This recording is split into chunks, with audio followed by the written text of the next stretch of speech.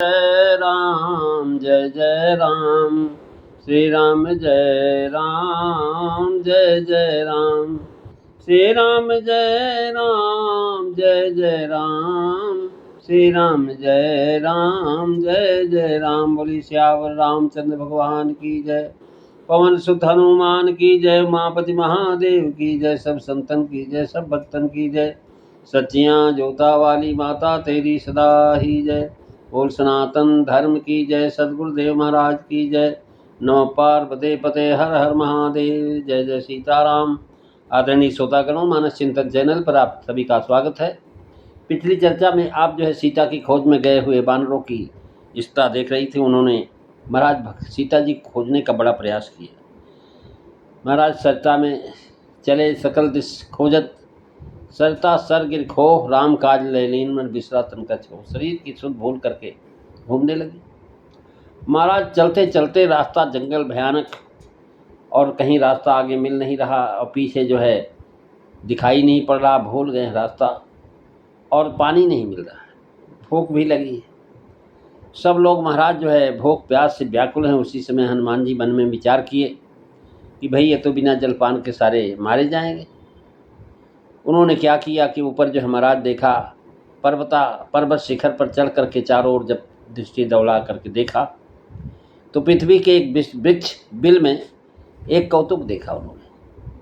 महाराज चक्रवाक, बगले, हंस यानी जल पक्षी वहाँ उड़ते हैं और बहुत से पक्षी उसमें प्रवेश कर रहे हैं और उसमें जा रहे हैं, आ रहे हैं। कह रहे हैं महाराज हंस और बक एक जगह नहीं रहते, लेकिन महाराज यहाँ हैं, दोनों बोलते हैं। यानी जो है एक प्रकार से कह रहे हैं हंस वाले चरण से महाराज बक वाले चरण तक 3 चरणों का अंतर है। तुलसीदास जी के शब्दों में सुने, चढ़ गिरि शिखर चहुँ दिस देखा, भूमि विभर एक कौतुक देखा।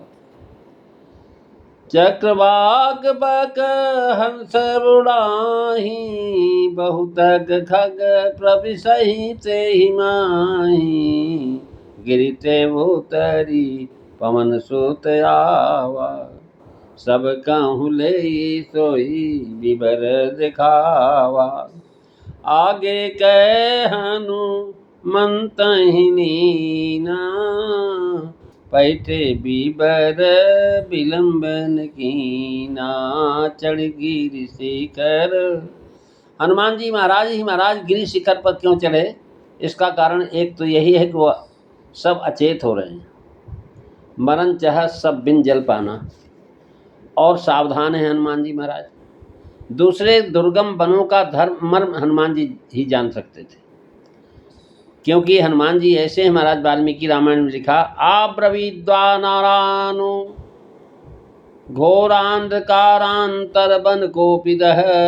वाल्मीकि जी और हनुमान जी ये जंगल को खूब अच्छी तरह से जानते हैं। अतः इन्होंने ही उपाय सोचा कि क्या किया जाए। वन सघन है, घन गहन भुलाने कुछ दिखाई नहीं पड़ता था। अतएव पर्वत पर चढ़े, और पर्वत भी वन ही था। अतएव उस पर्वत के शिखर पर जब चढ़े देखा चारों तरफ वहाँ भी महाराज वन ही है। एक कौतुक देखा। क्या देखा? रंग बिरंगे जात के जात पक्षियों का उड़ना, बिल में घुसना या उससे निकलना, एक कौतुक हो रहा है। कह रहे चक्रवाक बक हंस उड़ाही, बहुत खग प्रविशहि तेहि माही। चक्रवाक, बक और हंस से उपलब्ध जल पक्षी, इससे इनके पखने भीगे हैं। ये जल पक्षी उड़ करके बाहर आते हैं और बाहर के पक्षी जल के भी निमित्त भीतर जाते हैं। अतएव यहाँ जल अवश्य है, हनुमान प्रमाण अलंकार है। पहाड़ पर से शीघ्रता से नीचे उतरे हनुमान जी और सबको ले जाकर के वो जगह दिखाया। इसलिए पवन सुत नाम दिया। सबको दिखाया क्योंकि सब व्याकुल हैं। विवर देख करके सबकी व्याकुलता कम होगी। दूसरे यह कौतुक है, सबको देखने की चाह होगी। तीसरे बुद्धिमानों की रीति है कि अपना अनुमान दूसरों के सामने उनको भी सम्मति लेने के लिए पेश करते हैं। सर्वसम्मत से बास होने पर अनुमानित कार्य आरूढ़ होते हैं। महाराज कौतुक इससे कि बक और हंस दोनों एक ठौर नहीं रहते। जहाँ बगले होते हैं वहाँ महाराज हंस नहीं जाते, और जहाँ हंस होते हैं वहाँ बगले नहीं जाते। और भीतर जाते समय तो पंखे सूखे होते हैं, लेकिन जब बाहर निकलते तो पंखे भीगे हुए। इससे हनुमान जी ने अनुमान लगाया कि भाई जल्द है यहाँ जलाशय। वाल्मीकि रामायण अध्यात्म में भी लिखा हुआ है, अस्मात् चापि विराद्वसां कौञ्चाञ्च सहसारसैः जलद्राञ्च वाकाञ्च निष्पतन्ति स्म सर्वज्ञः नूनं सलिलवा नत्र कूपो वाज्ञवाहितः। निश्चय ही यहाँ जलाशय है, चाहे कुआं हो चाहे तालाब हो। अध्यात्म में लिखा आद्र पक्षान कौन है, कह रहे हैं आद्र पंचान महाराज भीगे हुए पंख, कौंच हंसान निशितान तदृशुस्ततः अत्रास्ते सलनम नूनम प्रविशामे महागुहाम। अर्थात हनुमान जी ने भीगे हुए पक्षों वाले क्रौंच आज हंसों को निकलते हुए देखा तो अनुमान किया कि हाँ निश्चय ही जल है। इस महागुफा में हम लोग प्रवेश करें।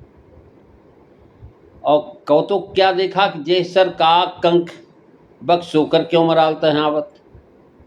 महाराज जिस तालाब के अंदर कौवे रहते हैं, कंकर रहते, केकड़े रहते हैं, बगुले रहते हैं, सूकर रहते हैं, वहाँ हंस नहीं आता। लेकिन यहाँ आए हुए स्मरण रहे कि पंपा सर में भी अद्भुतता दिखाई दी है। चक्रवाक का समुदाय यहाँ पर भी है।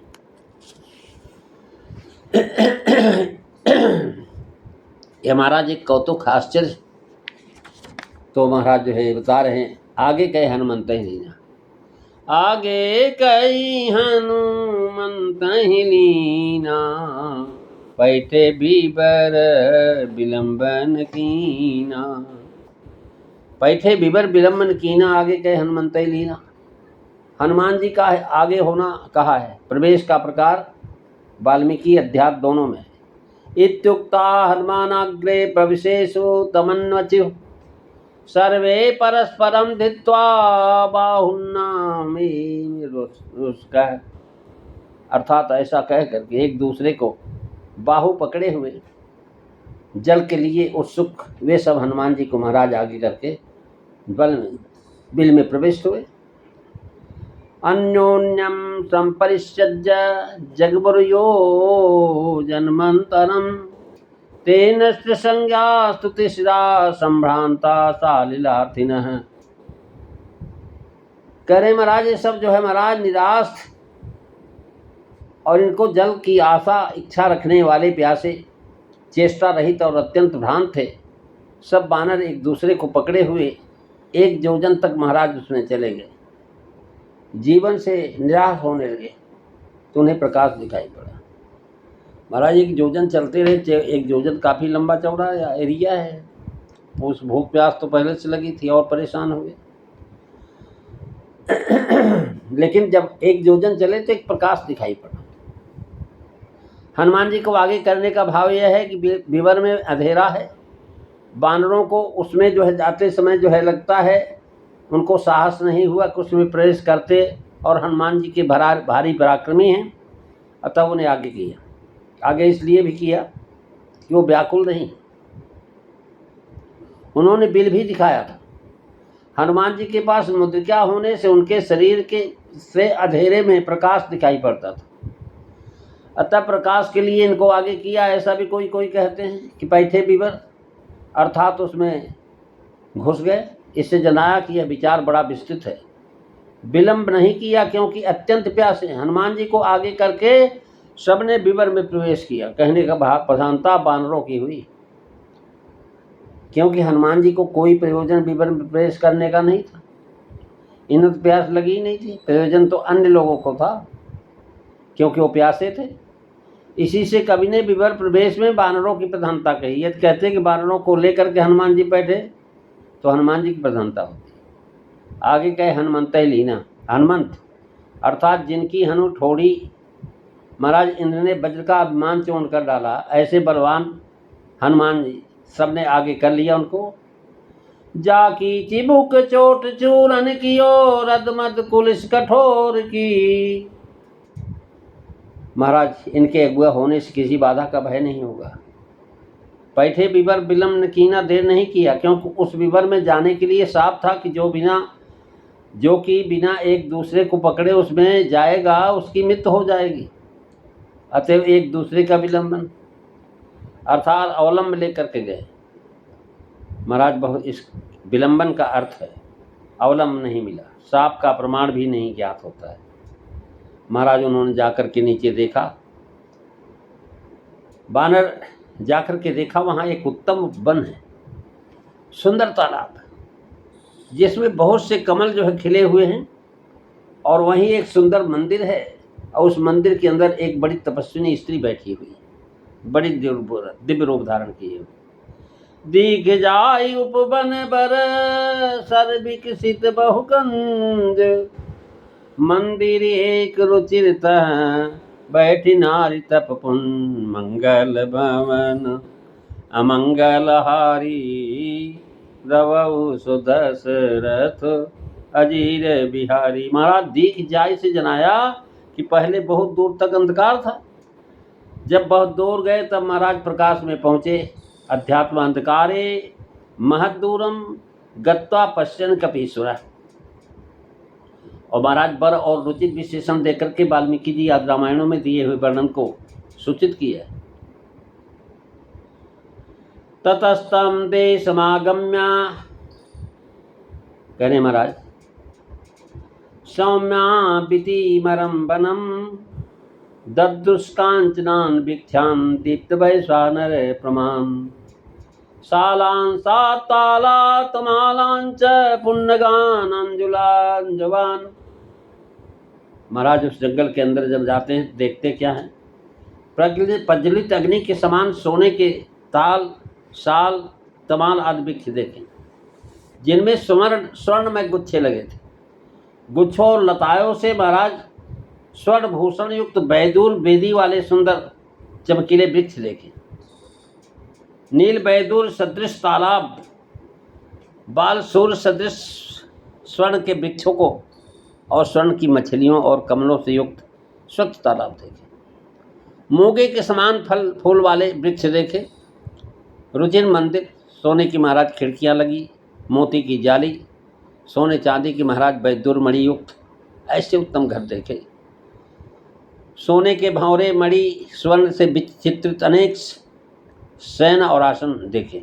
वहाँ पर बैठ नार तप पुंज, तेज की राशि कहा, बिन तप तेज की कर विस्तारा।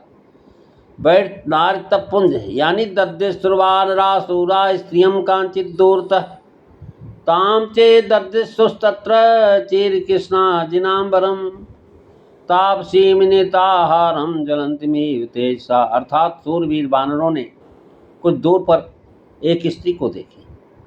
वह काले मृगछाला के सुंदर वस्त्र पहने थी, नियम से आहार करने वाली और अपने तेज से प्रकाशित थी।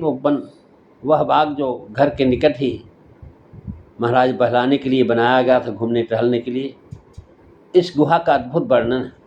इस जोड़ का वर्णन रामचरितमानस में कहीं नहीं पाया गया है। विचार करिए कि यह गुहा राजा युधिष्ठिर की सभा से भी अति विचित्र थी, अलौकिक अस्वाभाविक सामग्री भरी थी इसमें।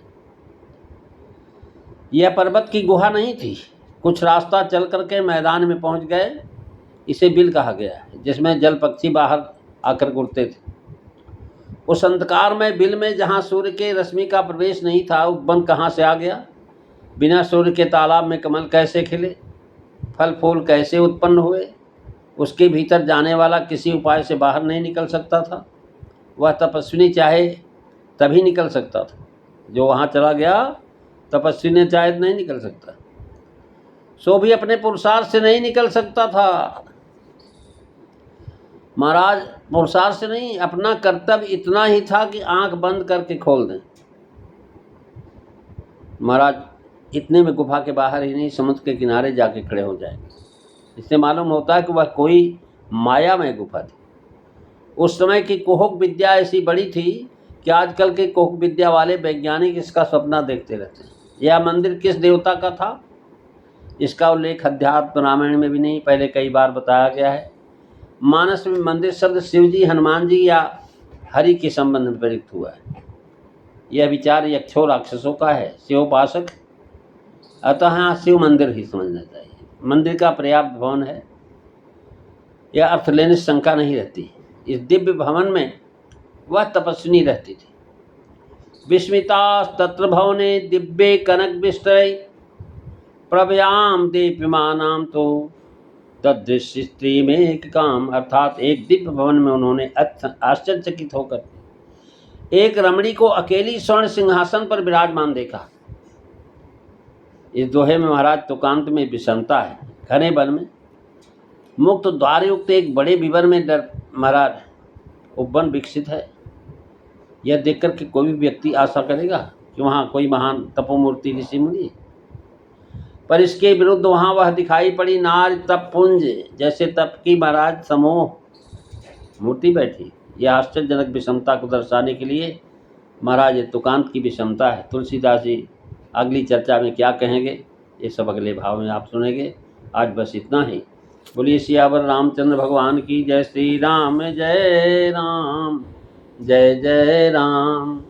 श्री राम जय राम, जय जय राम।